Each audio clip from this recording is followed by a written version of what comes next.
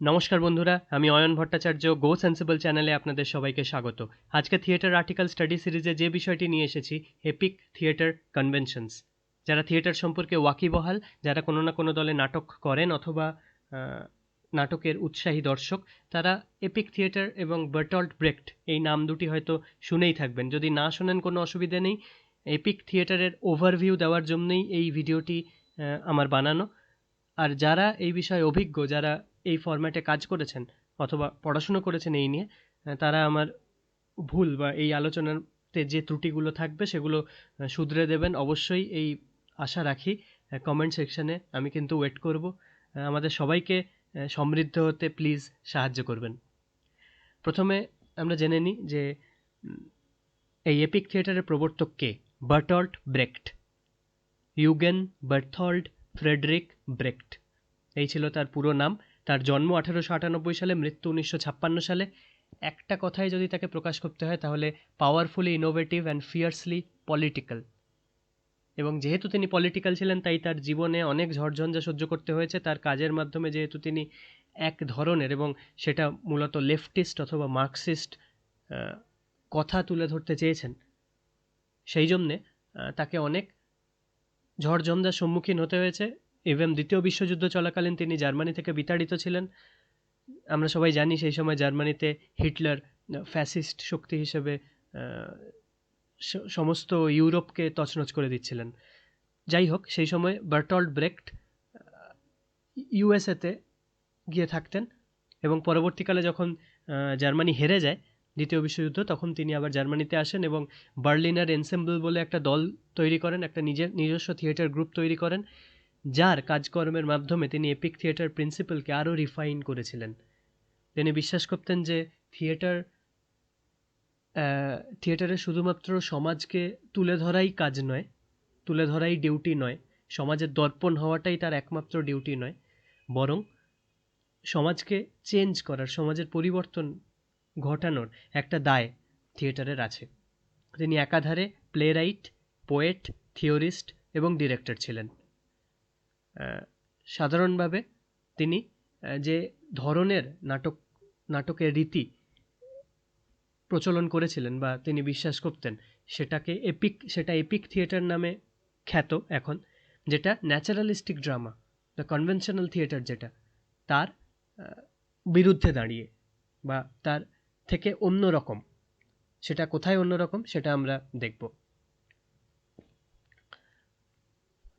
যদিও ব্রেক্টের সাথে যারা সঙ্গী সাথী ছিলেন তারা কিন্তু যথেষ্ট ট্যালেন্টেড ছিলেন, এবং এখানেও দেখছি আমরা, although it is well documented, Brecht had a team of workers around him to ease the load. কিন্তু his creative output was nothing short of prolific. কিন্তু এর জন্য তার কৃতিত্ব ছোট করার মানে হয় না। তিনি ছিলেন ব্রিলিয়ান্ট একজন থিয়েটার প্র্যাকটিশনার, এবং শুধুমাত্র প্র্যাকটিশনার না, শুধুমাত্র নাটককার বা থিওরিস্ট নয়, তিনি তার কাজকে যথেষ্টভাবে প্রতিষ্ঠা করেছেন, যথেষ্টভাবে প্র্যাকটিক্যালি ইমপ্লিমেন্ট করেছেন।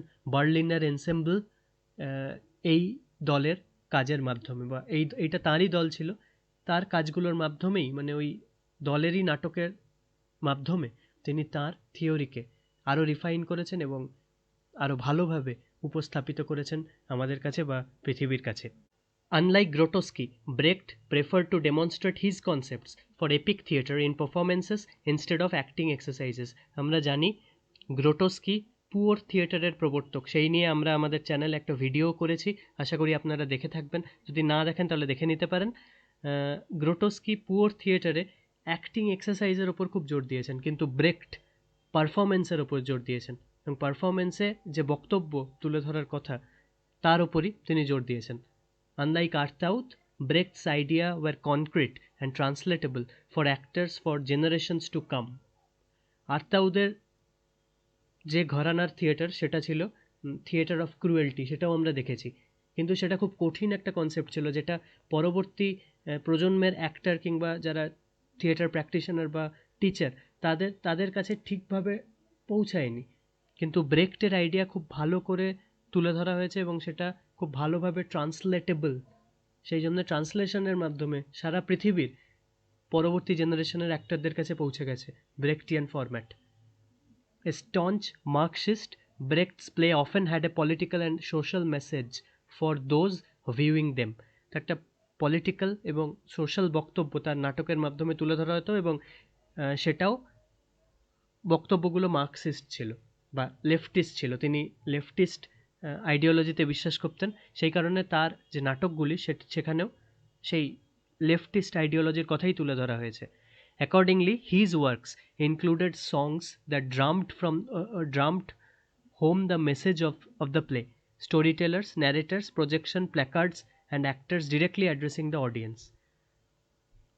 তো এই বিষয়গুলো আরও খুঁটিয়ে আমরা পরের ভিডিওর পরের পার্টগুলিতে দেখে নেওয়ার চেষ্টা করি। থিওরি যদি আমরা দেখি তাহলে Brecht লোথেড the theatre of realism, যা বাস্তববাদী থিয়েটার, যেখানে থিয়েটার দেখে মনে হচ্ছে যে এই রকম ঘটনাই তো আমাদের চারপাশে ঘটে এবং এটাই সত্যি ঘটনা, সেই রকম থিয়েটারকে বলা হতো থিয়েটার অফ রিয়েলিজম, যেটায় রিয়েলিস্টিক ঘটনা ঘটে, এবং ব্রেখট সেই ধরনের থিয়েটারকে ঘৃণা করতেন। He likened the realistic theatre to the effects of a drug. তিনি মনে করতেন এটা একটা ড্রাগের মতো, এইরকম থিয়েটার ড্রাগের মতো দর্শককে সম্মোহিত করে রেখে দেয় এবং দর্শক তার ফলে ভাবার স্কোপ পায় না। Brecht's play were didactic and aimed to teach or instruct their audience. কিছু একটা শিক্ষা নাটকের মাধ্যমে দেওয়ার পক্ষপাতী ছিলেন ব্রেখট। সেই জন্য তিনি একটা টার্ম ইউজ করতেন, লিডস্টুক। আমি হয়তো উচ্চারণটা ঠিক করতে পারলাম না, জার্মান টার্ম লিডস্টুক, যেটার মানে হচ্ছে লার্নিং প্লে, যে নাটকের মাধ্যমে শিক্ষা দেওয়া যায় বা শিক্ষা লাভ করা যায়। Social activist theatre wanting the spectators to make change in their own world outside the theatre walls. শুধু নাটকের মঞ্চেই বা নাটকের প্রেক্ষাগৃহেই দর্শকের কাজ নয়, দর্শকের কাজ নাটকটা দেখে সেই প্রশ্নগুলো করা এবং সেই মতো কিছু চেঞ্জ নিজের জীবনে এবং সোসাইটিতে ইমপ্লিমেন্ট করা, এটা মনে করতেন ব্রেখট। 1926 সালে তিনি মার্কসিজমের সাথে তার থিয়েটার টেকনিকের একটা মেলবন্ধন করেন এবং তারপর থিয়েটারটা তার কাছে আরও পাওয়ারফুল মিডিয়াম হিসেবে উঠে এসেছিল বা তিনি বিশ্বাস করতে শুরু করেছিলেন। ব্রেখটসের একটা কনসেপ্ট আছে যেটাকে বলা হয় ভারফ্রেমদুংস এফেক্ট বা ভি এফেক্ট বা অ্যালিয়েনেশন এফেক্ট। তো এই অ্যালিয়েনেশন এফেক্ট জিনিসটা কি না, একটা বিল্ড আপ হচ্ছে নাটকের, সেই নাটকের বিল্ড আপ হতে হতে হঠাৎ করে ফোর্থ ওয়ালটা ভেঙে দেওয়া, এবং এই ফোর্থ ওয়ালটা কি, যাতে দর্শকের মনে না হয় যে আমি একটা ঘটনার ভেতর পুরো ডুবে গেছি, বরং ঘটনার সাথে রিয়েলিটি বা বাস্তবের একটা দূরত্ব স্থাপন করা। সেই জন্য এলিয়েনেশন বা পরবর্তীকালে যেটাকে ডিস্ট্যান্সিং এফেক্ট বলা হয়। ফোর্থ ওয়ালটা কি সেটা যদি আমরা দেখি, ব্রেখটের নাটকে বারবার এই ফোর্থ ওয়াল ভাঙার কথা বলা হয়েছে। আমরা যখন থিয়েটার দেখি তখন 3টে দেওয়াল থাকে মঞ্চে, এবং আরেকটা দেওয়াল কাল্পনিকভাবে ভেবে নেওয়া হয়, কল্পনা করে নেওয়া হয় যে দর্শক এবং অভিনেতা এদের ভেতর, মঞ্চ এবং দর্শকের ভেতর একটা কাল্পনিক দেওয়াল আছে যার মাধ্যমে কথা বলা সম্ভব নয়, সেটাকে ফোর্থ ওয়াল বলা হয়। এবং ব্রেখট বলতেন যে না, দর্শকের সাথেও কথা বলতে হবে, ডাইরেক্টলি দর্শকের সাথে ইন্টারাকশন করতে হবে, অর্থাৎ 4 নম্বর যে কাল্পনিক দেওয়াল তার উপস্থিতিকে তিনি গুরুত্ব দিতেন না বা সেটাকে ভেঙে দেওয়ার পক্ষপাতী ছিলেন, যাতে দর্শক এবং অভিনেতা বা প্রযোজনার ভেতর কোনো গ্যাপ না থাকে বা তাদের ভেতর একটা কমিউনিকেশন হয়, সেটাকে বলা হতো ফোর্থ ওয়াল ভাঙা। সেই প্রসেসে ব্রেখট বিশ্বাস করতেন এবং তার নাটকগুলো ছিল ফোর্থ ওয়াল ভেঙেই করা। এর সাথে সাথে ডিস্টেন্সিং এফেক্টটা কি সেটাও আমরা আশা করি বুঝে গেছি, অর্থাৎ একজন দর্শক যখন মঞ্চে ঘটে চলা ঘটনা দেখছেন তার ভেতর সম্পূর্ণভাবে ডুবে যাবেন না, বরং সেই ঘটনা এবং বাস্তব, অর্থাৎ তিনি যে দর্শক আসনে বসে থিয়েটারটি দেখছেন, এই দুটোর ভেতর একটা ডিস্টেন্স আছে। সাধারণত কনভেনশনাল নাটকে যেটা হয়, নাটক দেখতে দেখতে আমরা থিয়েটারে ভেতরই ডুবে যাই, ঘটনা পরম্পরাতেই ডুবে যাই এবং কোথাও প্রোটাগনিস্ট অথবা অন্যান্য কোনো ক্যারেক্টারের সাথে নিজেকে রিলেট করতে শুরু করি। সেটা যাতে না হয়, স্ট্রিক্টলি ব্রেখট বিশ্বাস করতেন বাস্তব এবং মঞ্চে ঘটে চলা ঘটনা এর ভেতর একটা ডিস্টেন্স থাকা দরকার। সেই জন্যে যখনই বিল্ড আপ তৈরি হতো নাটকটার মধ্যে এরকম একটা সিচুয়েশন যেখানে মানুষ ডুবে যাচ্ছে সিনের ভেতর বা ঘটনার ভেতর, তখনই মানুষকে একটা চটকা দেওয়া হতো, মানুষকে একটা চমক দিয়ে সেই ঘোরটা ভেঙে দেওয়া হতো। এটাকেই বলা হয় ফোর্থ ওয়াল ব্রেক করা এবং ডিস্টেন্সিং এফেক্ট, অর্থাৎ বাস্তব এবং ঘটে চলা ঘটনা, মঞ্চের ওপর ঘটে চলা ঘটনা এর ভেতর যে পার্থক্য আছে, যে ডিস্টেন্স আছে, এটাকে এলিয়েনেশন এফেক্টও বলা হয়, ডিস্টেন্সিং এফেক্টও বলা হয়। ইভেন মোর অ্যাকসেপ্টেড এখন ভার্সন হচ্ছে এনস্ট্রেঞ্জমেন্ট। এপিক থিয়েটারের এপিক নামটা এসছে মহাকাব্য থেকেই, যেমন গ্রিসের ইলিয়াড ওডিসি বা আমাদের রামায়ণ মহাভারত, যাতে একটা বড় ক্ষেত্র ধরে গল্প তুলে ধরা হয়, অর্থাৎ 30 বছর 40 বছর ধরে একটা ঘটে চলা বিভিন্ন ঘটনাকে তুলে ধরা হয়। 24 ঘন্টার একটা ছোট পার্ট নয়, জীবনের একটা অংশ নয়। সেই জন্য মহাকাব্য সবসময় একটা লার্জ ন্যারেটিভ তুলে ধরে এবং সেখান থেকেই ব্রেক্ট এপিক নামটি নিয়েছিলেন। ব্রেক্ট ওয়াজ ইনফ্লুয়েন্সড বাই এক্সপ্রেশনিজম একটা মডার্নিস্ট মুভমেন্ট, যেটা মূলত পোয়েট্রি বা পেইন্টিংয়ের ক্ষেত্রে দেখা গেছিল বিংশ শতকের গোড়ার দিকে, যেখানে পৃথিবীকে বা ওয়ার্ল্ডকে সোললি সাবজেক্টিভ পার্সপেক্টিভে দেখা হতো এবং তার জন্য ইমোশনাল এফেক্ট তৈরি করার জন্য পোয়েট্রি বা পেইন্টিংয়ে, কবিতায় বা ছবিতে কিছু ডিস্টরশন করা যেত, যেটা র্যাডিক্যাল ডিস্টরশন, অনেকটা পাল্টে ছবিটা বা কবিতাটা বলা হতো, যাতে যে পাঠক বা যিনি দর্শক তার মনে একটা ইমোশনাল এফেক্ট পড়ে। সেই একই রকম এক্সপ্রেশনিজমে ব্রেক্টও বিশ্বাস করতেন। এখানে একটা কথা দেখছি যে ব্রেক্ট hated this, he saw it has a huge West of an audience, he wanted people to question and challenge, not simply accept and enjoy. এটা সেই কনভেনশনাল থিয়েটার বা রিয়েলিস্টিক থিয়েটার সম্পর্কে ব্রেক্টের মতামত। তিনি বিশ্বাস করতেন যে দর্শককে ওয়েস্ট করার কোনো মানে হয় না, তাকে কোয়েশ্চেন করো, তাকে চ্যালেঞ্জ অ্যাকসেপ্ট করাও, শুধুমাত্র যা বলা হচ্ছে সেটাকে অ্যাকসেপ্ট করা নয়, কিছু প্রশ্ন ছুড়ে দিতে হবে, কিছু প্রবলেম ফেস করাতে হবে তাদের। শুধুমাত্র কিছু এন্টারটেনমেন্ট দেওয়া হলো, তারা সেটাকে অ্যাকসেপ্ট করলেন এবং এনজয় করলেন, এই মতবাদে ব্রেক্ট বিশ্বাস করতেন না। ব্রেক্ট প্রায় 50টির ওপর নাটক লিখেছেন। Brecht's form of theatre was known as epic theatre, যে এপিক থিয়েটার নামটি সম্ভবত তার জার্মান কোলাবরেটর, কয়েক কয়েক বছরের বড় তার থেকে, এরউইন পিস্কেটার, তিনি এই টার্মটি দিয়েছিলেন বলে ধারণা করা হয়। তাছাড়াও অনেক স্কলাররা বলেন যে এপিক থিয়েটার টার্মটা অলরেডি ইউরোপে তখন প্রচলিত ছিল এবং ব্রেক্টের থিয়েটার সেই নামটাকেই নিয়ে নেয়। যেরকম বললাম যে epic plays employed a large narrative spanning many locations and time frames, একটা ছোট্ট জায়গা এবং ছোট্ট ঘটনার উপর নয়। মহাকাব্য যেরকম বিস্তৃত, অনেক জায়গা এবং অনেক সময়ে ধরে গল্পটা বেড়ে ওঠে, এপিক থিয়েটারের ক্ষেত্রেও তিনি সেই ধারাতেই বিশ্বাস করতেন। ব্রেক্ট কল্ড সিনস এপিসোড, তিনি সিন এর জায়গায় এপিসোড বলতেন। এপিসোড অর্থাৎ প্রত্যেকটি এপিসোড এক একটি স্বয়ং সম্পূর্ণ গল্পের মতোই বা স্বয়ং সম্পূর্ণ সিন তুলে ধরে, মানে একটা সিনের সাথে আরেকটা সিনের যে রিলেশন থাকতেই হবে এরকম ব্যাপার নয়।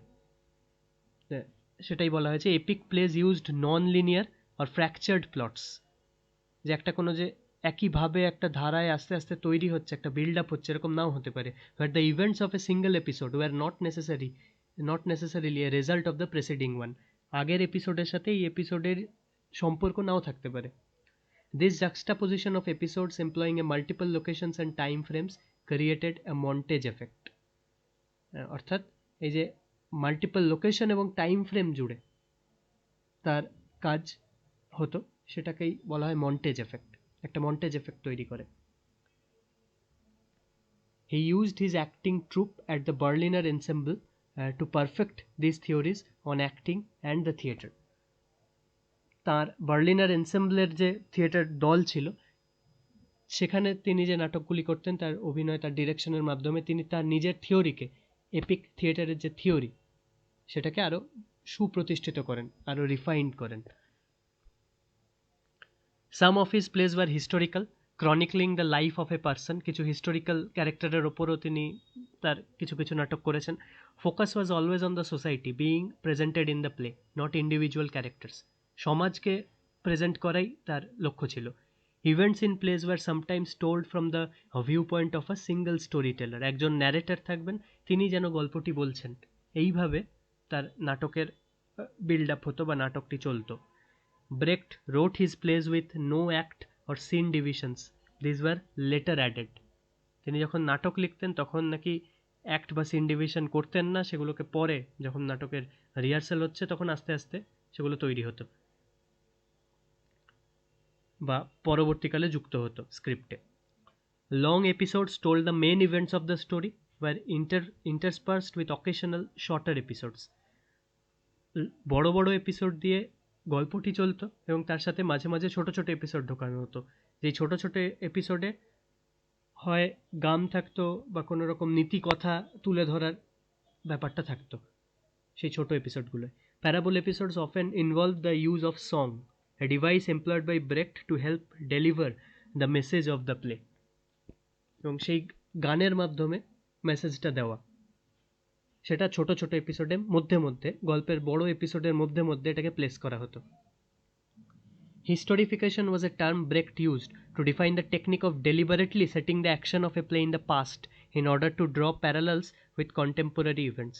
একটা অতীতের কোনো ঘটনা যার সাথে এখনকার কন্টেম্পোরারি ইভেন্ট, কন্টেম্পোরারি ঘটনা, এখনকার আধুনিক পৃথিবীতে যে ঘটনা ঘটছে তার কোথাও কোনো যোগসূত্র আছে। ইচ্ছে করে এই হিস্টোরিফিকেশন কথাটা ব্রেক্ট বলতেন যাতে ওই ইতিহাসের কোনো একটা ঘটনা দেখতে দেখতে মানুষের মনে স্ট্রাইক করে, আরে এটা তো আমাদের দেশেও এখন ঘটছে বা আমাদের পৃথিবীতেও ঘটছে এখন। A historification enabled spectators to view the events of the play with emotional detachment and garner a thinking response. একটা থিঙ্কিং রেসপন্স তৈরি করা, এটাই আলটিমেট উদ্দেশ্য ছিল ব্রেক্টের থিয়েটারের। এবং Brecht crushed Aristotle's model of the three unities of time, place and action. অর্থাৎ একটা জায়গায় একটা সময়ে বা একটা সিঙ্গেল ডেতে একটা লোকেশনের একটা যে ঘটনা সেটা নিয়ে নাটক করা, এটা অ্যারিস্টটলের মডেল ছিল। ব্রেক্ট সময় উপযোগীভাবেই সেই মডেলটাকে ভেঙে নতুন ঘরানা তৈরি করতে চেয়েছিলেন এবং করেছিলেন। মুভমেন্ট এবং গেস্টার যদি আমরা দেখি, mix of realistic and non realistic movement তার নাটকে, রিয়েলিস্টিক এবং নন রিয়েলিস্টিক, কখনো অতি নাটকীয় যেটা রিয়েলিস্টিক নয়, সেই রকম মুভমেন্ট দেখা যেত। Movement was at Times graceful but at other Times forceful, হয় খুব স্বতঃস্ফূর্ত অথবা জোর করে মুভমেন্ট করানো হচ্ছে এটা বোঝা যেত। ব্রেক্ট used the Latin word gestus to describe both individual gestures and whole body postures. Whole body posture মানে সেটা সম্পূর্ণ শরীরের সাথে যুক্ত, আর গেস্টার মানে কোনো একটা মুদ্রা। তো ব্রেক্ট একটা ল্যাটিন ওয়ার্ড ইউজ করতেন gestus. Character gestus denoted one's social attitude and human relationship with others. এবং এই ক্যারেক্টারের গেস্টাস যেগুলো, একটা ক্যারেক্টার কীরকম পশ্চার এবং গেস্টার ফলো করবে সেটা তার সোশ্যাল অ্যাটিটিউডের ওপর ডিপেন্ড করতো, মানে ডিপেন্ড করে অন্তত তার নাটকে তিনি প্লেস করতেন। সাম ওরিয়েন্টাল গেস্টার ইউজড, ব্রেক্টের কিছু কিছু গেস্টার ওরিয়েন্টাল বা আমাদের প্রাচ্যের। ব্রেক্ট influence of A Balinese dance showing, groups of characters often positioned on the stage for functional and not aesthetic reasons. কিছু একটা বক্তব্য তুলে ধরার জন্যই কিছু কিছু গ্রুপ অফ ক্যারেক্টারকে স্টেজের মধ্যে পজিশন করা হতো, সবসময় যে অ্যাস্থেটিক বা দেখতে সুন্দর লাগবে এই কারণেই করা তা ছিল না। Characters grouped according to their social relationships in the play. Relationship, social relationship অর্থাৎ সামাজিক যে সম্পর্ক নাটকের ক্ষেত্রে তৈরি হতে থাকে তার ওপর ভিত্তি করেই ক্যারেক্টারদের গ্রুপ তৈরি করা হয় এবং তাদেরকে স্টেজের বিভিন্ন জায়গায় ইউজ করা হতো। স্পেস এবং অ্যাক্টর অডিয়েন্স রিলেশনশিপ, এটার ওপর ব্রেক্টের কী মতামত ছিল সেটা আমরা দেখছি। ব্রেক্ট ট্র্যাডিশনাল প্রসেনিয়ামে বা থিয়েটার হাউসে মঞ্চের ওপরই, স্টেজের ওপরই থিয়েটার করার পক্ষপাতী ছিলেন এবং তিনি সেখানেই অভিনয় করেছেন বা তার প্রযোজনাগুলি মঞ্চস্থ করেছেন। However the stage curtain was often dispensed with or a half curtain use instead of A full one. কখনো কখনো পর্দার ক্ষেত্রে নতুনত্ব আমরা দেখেছি যে দেখতে পাবো, আইদার হাফ কার্টেন ইউজ করা হতো অথবা কার্টেন ইউজ করা হতো না। Brecht prefer to call the audience spectators. দর্শকদের ব্রেক্ট বরাবরই খুব গুরুত্ব দিতেন, এবং direct address by actors or characters to audience was a strong and unconventional technique used by performers. এই যে ডাইরেক্ট ইন্টারাক্ট করা দর্শকের সাথে, অডিয়েন্সের সাথে যারা অ্যাক্টার বা ক্যারেক্টার তাদের ইন্টারাক্ট করা। Direct address broke the invisible fourth wall and crust traditional realistic naturalistic conventions. অর্থাৎ আবারও বলছি যে ফোর্থ ওয়াল জিনিসটা হচ্ছে এমন একটা কাল্পনিক দেওয়াল যেটা অ্যাক্টার বা মঞ্চ এবং দর্শকদের ভেতর আছে, এবং সাধারণত কনভেনশনাল নাটকগুলোতে যেটা হয় এই ফোর্থ ওয়াল ভাঙা হয় না, অর্থাৎ দর্শকদের সাথে ডাইরেক্ট ইন্টারাকশন করা হয় না। যারা অ্যাক্টার বা ক্যারেক্টার তারা ডাইরেক্ট ইন্টারাকশন করে না দর্শকদের সাথে, কারণ ওখানে তো একটা দেওয়াল আছে, সেটাকে ভেদ করে কি করে করা যায়, কিন্তু কি করে কথা বলা যায়। কিন্তু ব্রেক্ট বলতেন যে না, ওইখানে কোনো দেওয়াল নেই, fourth wall can be crushed, fourth wall ভাঙো, ভেঙে কথা বলো।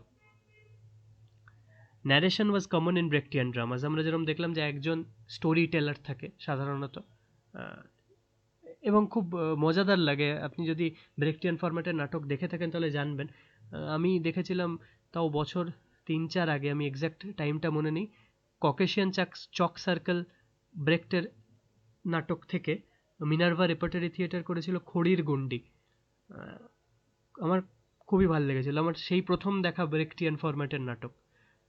তো আপনি যদি দেখেন এই ফরম্যাটের নাটক আপনাদের অদ্ভুত একটা ভালো লাগবে।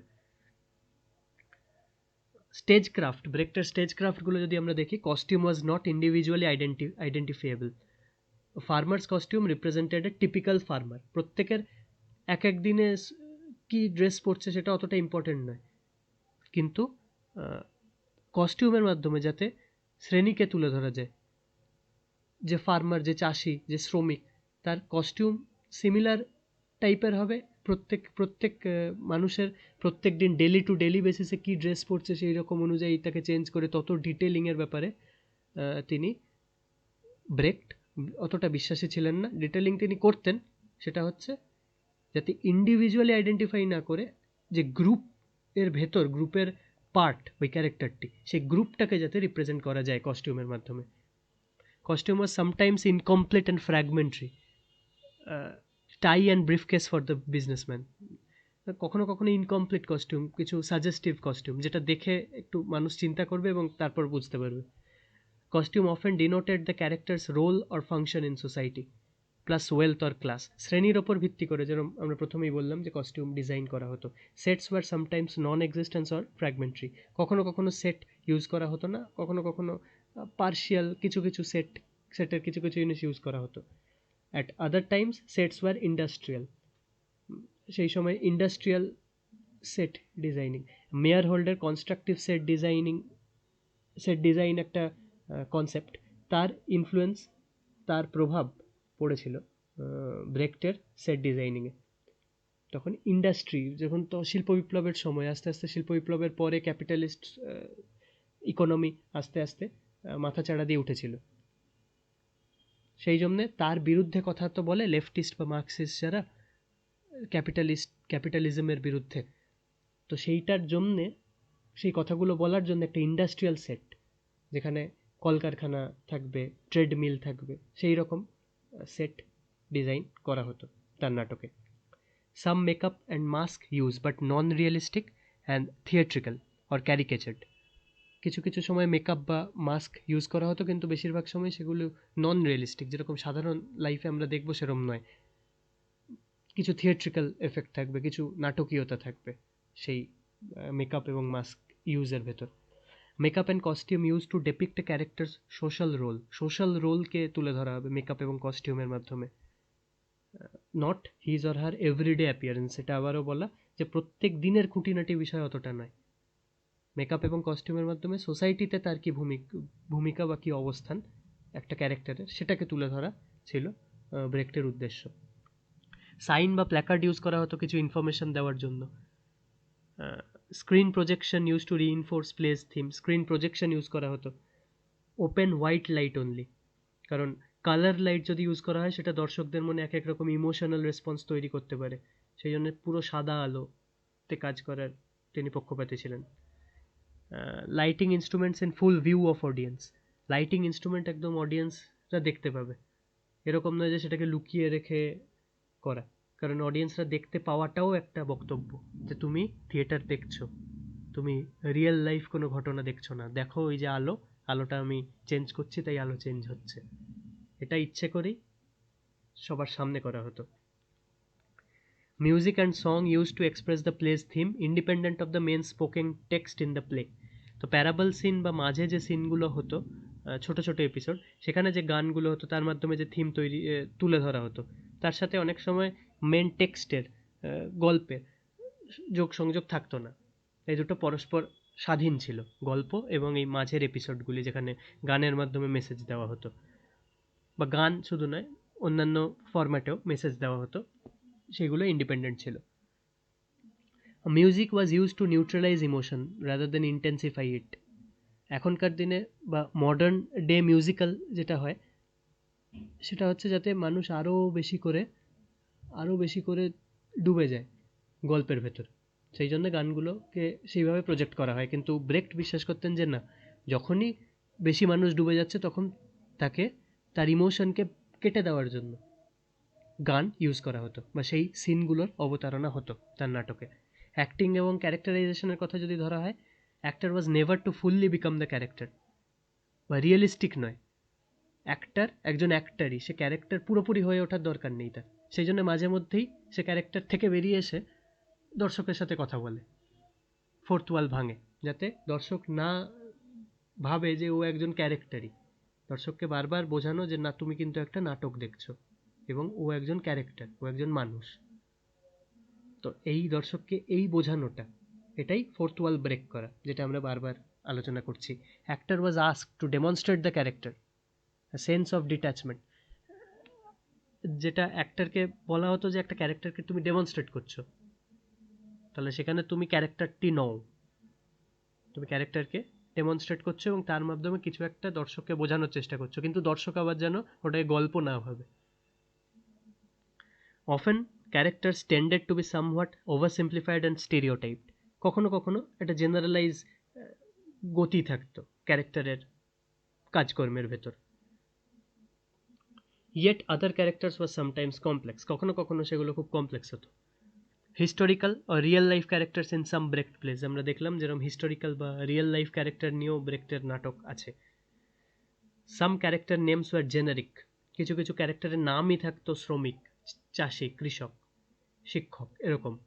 তার নাম কি এক্স্যাক্টলি, তার নাম একজন চাষি, তার নাম পাঁচু না ঘুঁচু না রামু ইম্পর্ট্যান্ট নয়, তার পরিচয় তিনি চাষি, এবং তার যে প্রবলেম সেটা তুলে ধরাই নাটককারের কাজ বা ডিরেক্টরের কাজ বা প্রোডাকশনটির উদ্দেশ্য।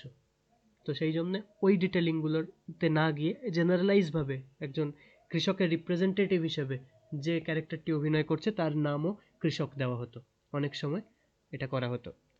Mix of presentational and representational acting modes, presentation এবং রিপ্রেজেন্টেশন দুটোই, দু রকমের অ্যাক্টিং মোডই তার নাটকে দেখা যেত। বন্ধুরা, আশা করি আপনারা এই ভিডিও থেকে কিছু শিখতে পেরেছেন। ব্রেক্টের কনসেপ্টটি যারা প্র্যাকটিস করেন তারা আরও বেটার বোঝাতে পারবেন কিংবা বেটার রিয়েলাইজ করতে পারবেন, কিন্তু একটা ওভারভিউ হিসেবে আমি এই ভিডিওটি আলোচনা করেছি। আশা করি আপনাদের ভালো লেগেছে, কিছু না কিছু নতুন শিখেইছেন।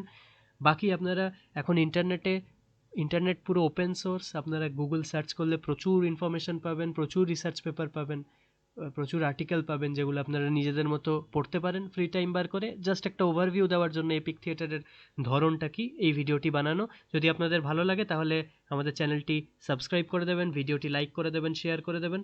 ভালো থাকবেন, থিয়েটারে থাকবেন। ধন্যবাদ, নমস্কার।